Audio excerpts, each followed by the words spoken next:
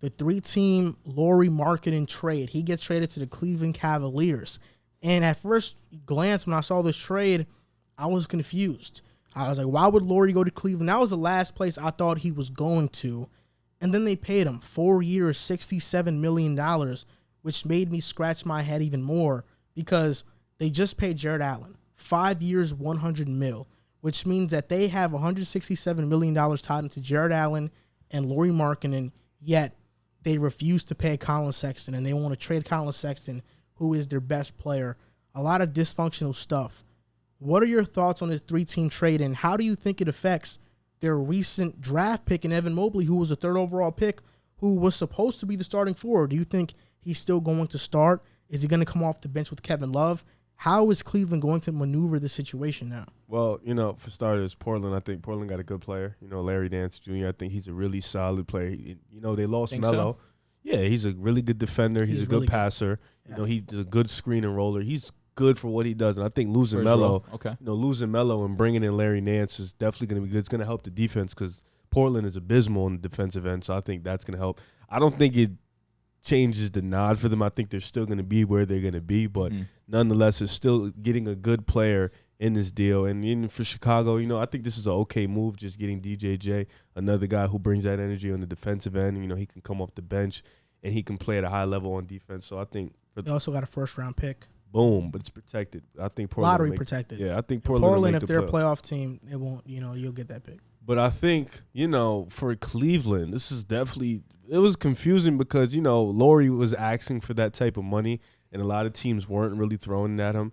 Now you go to Cleveland in a position where you said $160 million to the 2 guys, but that's I believe over $200 million to them 2 plus Kevin Love, because Kevin Love is not true. He's not doing a buyout. He wants all his money. So those 3 guys, that's $200 million. $220 million for those 3 guys. Yeah, $200+ million to 3 guys.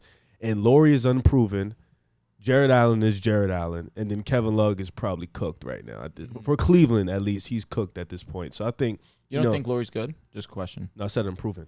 Okay. All right. He's unproven. Yep. And I think, getting a franchise changer in Mobley, now you bring him into a fold where you have 3 big men, 2 of them who kind of play the same position as Mobley. Lauri's kind of built like Mobley to kind of play the same way in a sense, kind of inside-outside bigs who like to shoot.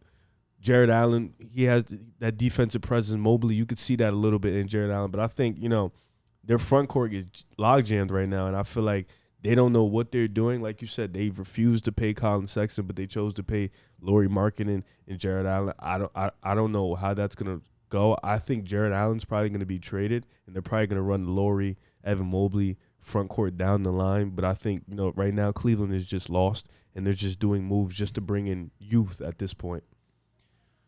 I don't hate it as much as you guys. The way you guys talked about it is like it's one of the worst moves you've ever seen. I just got to think that he's making less than $20 million a season, and for a player that's already averaged 18 points in our league and just has an issue with staying healthy, that's the main reason why the Bulls decided to move off of him.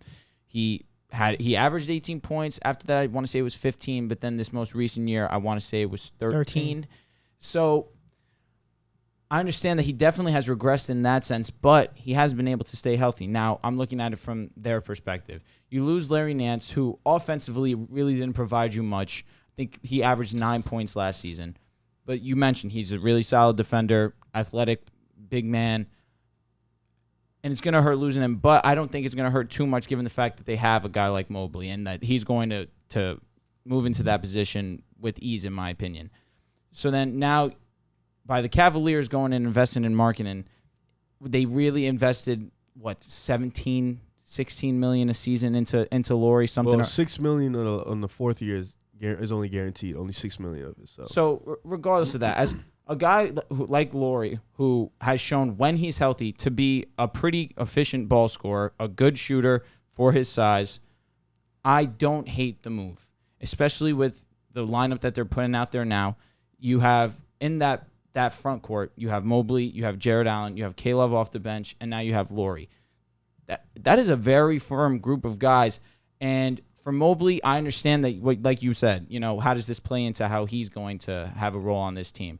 I don't think it impacts him at all. I think Lauri's going to be a guy off the bench. I think Mobley is still going to get a good chunk of the minutes. But Lauri's going to be a big piece for them off the bench, and he's going to be someone that's going to try and take advantage of the second unit, because against first unit, we saw what he can do. He's a pretty good scorer. Against second He unit, came off the bench. I thought he was a starter for you guys at one point. Then he came off the bench. Yeah. Oh no, for sure. It's the fact that he couldn't stay healthy. It was impossible to keep him in that constant starter position, because you can't really get any kind of chemistry if you're not on the court for obvious reasons. So I feel like there was not really a risk that they took here. So that's why I don't hate the move. When talking about this move, contrary to the name of the show, Pick a Side, I'm going to be in the middle and give you guys different perspectives from each side. The reason why I didn't start in Chicago last year is because Thaddeus Young was better. Thaddeus Young is a better player, and I think when talking about Larry Nance and Thad Young, Kind of the same. they are similar players. Lauri Markkanen, he can score, but the question is, are the Cavs getting 2018 Lauri, which averaged close to 19 and 9 rebounds, or are they getting last year Lauri, who played unmotivated and who can't play defense at all? Because Lauri, we know he can be a floor spacer, but is that all he's going to be? That's my major question, because he's an abysmal defender. For sure. Maybe Mobley can mask some of those deficiencies, but Lauri, that's why no team wanted to give him that much money, because there are too many question marks. The reason why I don't like Lauri off the bench is because if you have Allen and Mobley starting, that means your bench is Lauri and Kevin Love. That sounds defensively abysmal. Yep. That's not what I want to do. So if I'm Cleveland, I'm looking at it from this perspective. I want Mobley or Allen at the 5, and I want Love or Lauri starting at the 4. So I can have a combination of Mobley and Love, or Mobley and Lauri coming off the bench, or Allen and Love and Allen and Lauri coming off the bench. If I were Cleveland, I would start Mobley. He is the 3rd overall pick. Most people can say that he was the 2nd best prospect in this draft in terms of potential and ceiling. He's the only freshman in college basketball history to have a positive plus minus. The other guys were Zion, were Tim Duncan, Anthony Davis. So Evan Mobley is in a list with all-stars in that category. You have to start him day one. There's no doubt about it. I think you have to start him.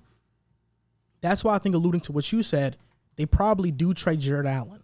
But if they don't trade him, what's happened? I think there are a bunch of question marks. And that's why with Cleveland, I'm kind of having a hard time understanding this trade, because they pay 2 guys in Lauri and Allen, yet they refuse to pay Sexton. Yet Sexton has been on the trade block. I don't get that at all. Mm-hmm. But you can't deny that Cleveland does have talent, right? You have Garland, you have Sexton, you have Okoro, you have Lauri, you have Mobley now, and you have a mix of veterans with Kevin Love, Rubio, and Osman. There is talent on this team, but I'm afraid to say that I think it's a bunch of pieces that don't fit. They have the wrong pieces to a puzzle. Garland and Sexton, their play styles don't fit. Mobley and Allen, we haven't seen them play yet, but just off of how I know their play styles are, you can say they don't fit. The only guys that play styles fit on the team are Lauri and Mobley. They can fit together pretty well. And Okoro is kind of floating. He's a floater. You're not sure what he's going to be yet. He's just floating around. That's why I'm not too high on this trade. Lauri has potential. Is he going to achieve it? I'm not sure, because last year, one of the biggest knocks on him was that he played unmotivated. He played lazy. He didn't give effort. And now that he just got paid and got a bag, is he going to do the same thing? I mean, last year was a contract year for him, basically. I'm not sure. As for Portland, I think Larry Nance was huge. I think Larry Nance is a better player than Lauri Markkanen. I do. And last year, Cleveland's defense was so good because Larry Nance was so versatile on the defensive side of the floor. He's a good roller. He shoots 36% from 3. Larry Nance is a good player. And if I'm Portland, I'm starting Larry Nance. You have to. I'm starting Covington, Nance, and Nurkic, and that's my front court, and Dame and CJ in the back I didn't court. like Covington at the 4. I never really liked that move. I feel like Nance definitely fills that role at the 4 defensively for them. For sure. And Portland, with CJ and Dame, they need players that can defend around them. I think Covington and Nance, they bring that. Nurkic as a rim protector, he brings that. I think they'll be better in their bench with Norman Powell. He can have a Jordan Clarkson-esque role. He's been averaging 15 the last 2 seasons.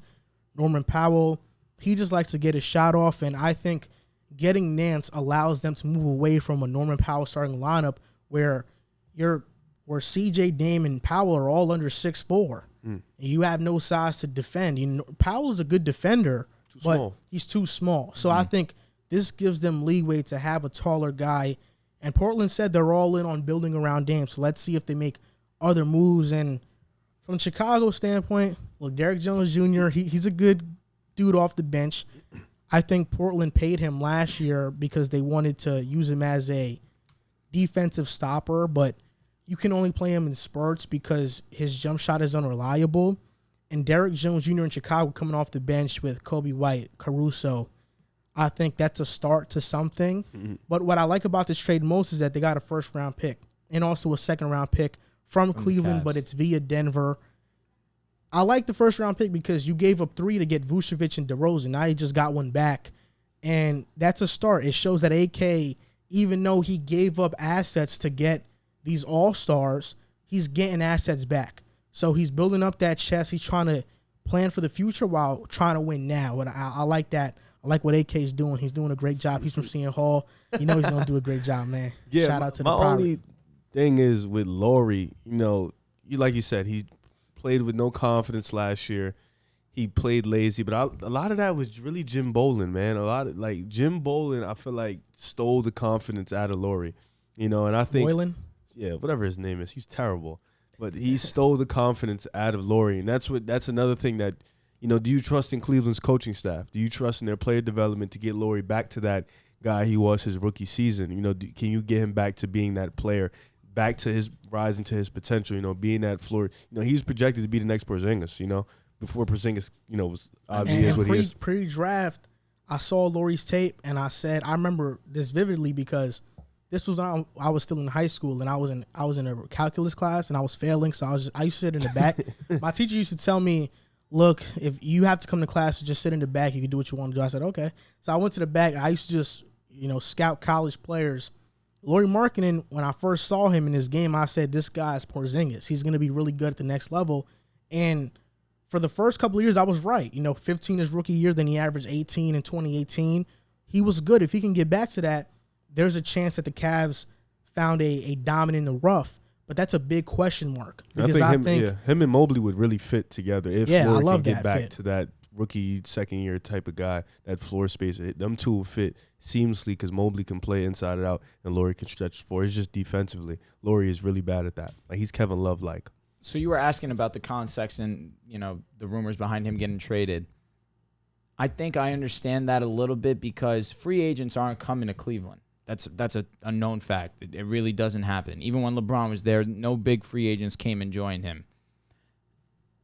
Now, I'm thinking that they're thinking long-term. They don't think that Colin Sexton's going to be the guy to win them a piece. But they know that, people value Colin Sexton's talent, and, you could probably get a decent amount for him at this time.